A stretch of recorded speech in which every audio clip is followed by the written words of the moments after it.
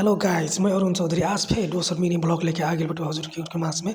आज जाई टू मैं हेरी मोर सब हेरे गेट पे पहले लगती कि गार्ड वाला डीडी कह दिलियन मेन वायरल करा दिया गेट मैं फेंक दिनू अपने तो वायरल हो गई डीडी कह तब मैं अपन श्याम सर के संग मैंने कि मोर संग श्याम सर से हमारे आगे जाए लगली।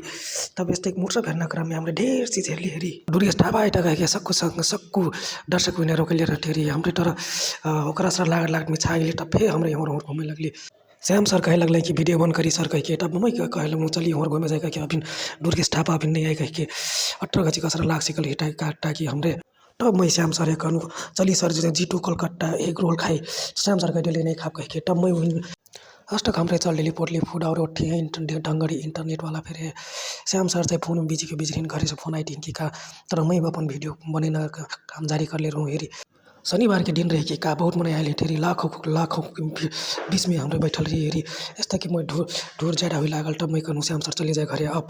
तब यस्ता कि मोर ब्लॉग ओराइल ले सबको संग रहे मोर ब्लॉग हेर के रमाइलो कर देवी और लाइक सब्सक्राइब कमेंट कर देवी। मोर यूट्यूब चैनल के नाम हो @YT अरुण ऑफिशियल 1। धन्यवाद मोर ब्लॉग हेर देवी का नाम आशा भाई।